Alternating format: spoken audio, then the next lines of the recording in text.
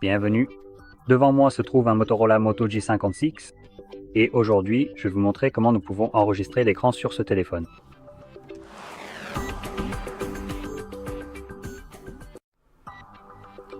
Pour commencer, il vous suffit de faire glisser votre doigt vers le bas depuis le haut de l'écran, ce qui fera apparaître vos raccourcis, puis de faire glisser à nouveau vers le bas pour étendre la liste des raccourcis visibles. Ensuite, cherchez l'enregistreur d'écran qui devrait être visible quelque part. Il se peut qu'il ne soit pas sur la première page, alors faisons glisser vers la gauche.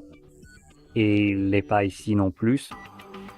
Ah voilà, il est juste ici. Donc, une fois que vous voyez ce raccourci, il vous suffit d'appuyer dessus. La première fois, il vous demande si vous souhaitez enregistrer l'audio. Donc nous avons le son du système, le microphone, le système et le micro, et muet.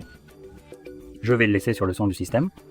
Ensuite, on peut aussi ajouter une caméra frontale pour faire un enregistrement d'écran, ce qui sera une sorte de petit cercle qui peut se déplacer.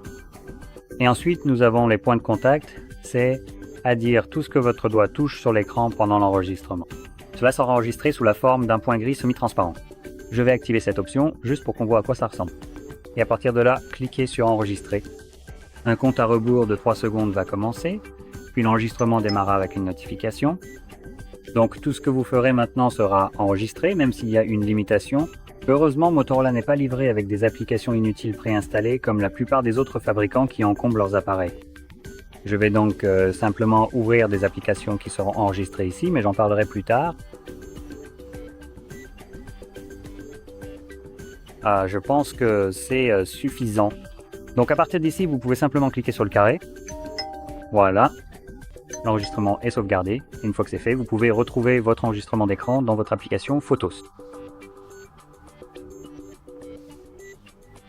Maintenant, supposant que personne n'ait modifié ces paramètres, il devrait être visible ici. Je voulais le préciser, mais ça peut être pas le cas. Il se peut que je ne puisse pas le trouver ici. Mais normalement, vous devriez pouvoir aller dans Collection pour être sûr et trouver un album appelé soit captures d'écran, soit vidéo. Généralement, vous le trouverez dans les deux. Apparemment, les captures d'écran sont enregistrées dans H.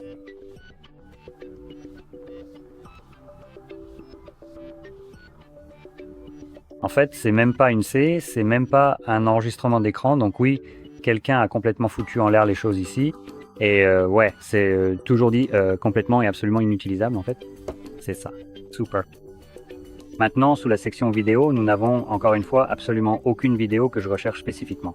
Donc généralement, quand un imbécile au travail ne s'amuse pas de manière irréfléchie avec les paramètres comme ça pour complètement gâcher la façon dont le téléphone gère les différentes photos, les vidéos dans les bons catalogues, vous trouverez votre enregistrement d'écran dans le dossier captures d'écran et vidéo tout en haut, ce qui est très pratique et facilement accessible et donc très utile.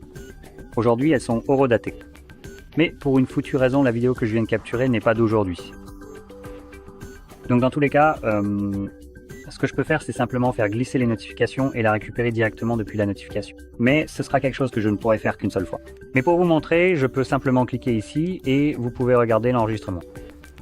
Alors, je parlais justement des choses qu'il ne peut pas enregistrer, que le téléphone n'inclut pas de base. Typiquement, les applications basées sur un abonnement ont cette fonctionnalité très agaçante et intrusive où elles décident de modifier la façon dont votre appareil fonctionne et ce qu'il peut faire, sans votre permission explicite.